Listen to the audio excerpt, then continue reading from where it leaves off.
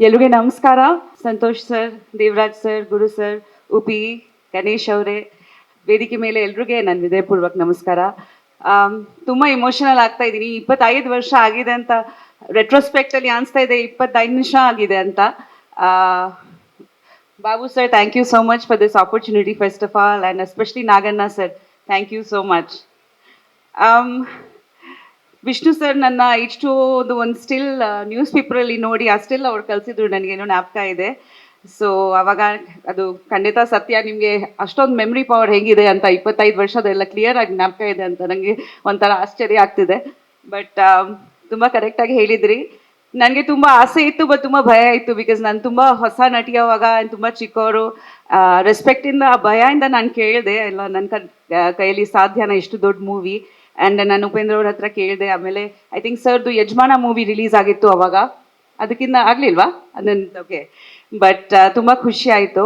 And ನನಗೇನೋ ಜ್ಞಾಪಕ ಇದೆ, ಫಸ್ಟ್ ಡೇ ಮೈಸೂರು ಶೂಟಿಂಗ್ನಲ್ಲಿ ಒಂದು ಆಟೋ ಸೀಕ್ವೆನ್ಸಲ್ಲಿ ನನ್ನ ಇಂಟ್ರೊಡಕ್ಷನ್ ಸಾಂಗ್ ಆಗಬೇಕಾಗಿತ್ತು. ಆ್ಯಂಡ್ ಅಲ್ಲಿ ವಿಷ್ಣು ಸರ್ನ ನೋಡಿ ಎಷ್ಟೊಂದು ಜನ ಸೇರಿಬಿಟ್ರು, especially ladies, pregnant ladies. That ನಾವು ಶೂಟಿಂಗ್ ಪ್ಯಾಕಪ್ ಮಾಡಿಬಿಟ್ವಿ.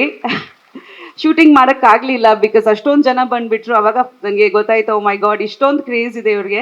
ಆ್ಯಂಡ್ ಅಷ್ಟೊಂದು ಒಳ್ಳೆ ಮನಸ್ಸು ಆ್ಯಕ್ಚುಲಿ. ಬಿಕಾಸ್ ನಾನು ತಾಯಿ ದರ್ಶನ ಮಾಡಬೇಕು ಅಂತ ಅಂದ್ಕೊಂಡಿದ್ದೀನಿ ಸರ್ ಅಂತ.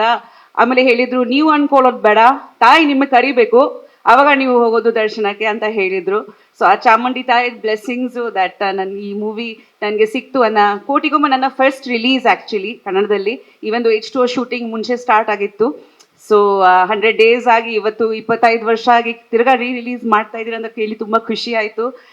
ನಿಜವಾಗ್ಲೂ ತುಂಬ ಇಮೋಷನಲ್ ಆಗ್ತಾ ಇದ್ದೀನಿ. And thank you so much, ನೀವೆಲ್ಲರೂ ಬಂದು ಇನ್ನೂ ಈ ಮೂವಿನ ಇಷ್ಟು ಇಷ್ಟಪಡ್ತೀರಾ. ಹಾಡುಗಳು ಇನ್ನೂ ಟಿ ವಿಯಲ್ಲಿ ಬರುತ್ತೆ, ನಾವು ಕೇಳಿ ಖುಷಿ ಪಡ್ತೀವಿ ಅಂತ ತುಂಬ ತುಂಬ ಸಂತೋಷ ಆಗ್ತಿದೆ. Thank you so much. ತುಂಬ ಜನ ಮಾತಾಡಬೇಕು, ಥ್ಯಾಂಕ್ ಯು ಸೋ ಮಚ್ ಅಂತ ಹೇಳ್ತೀನಿ.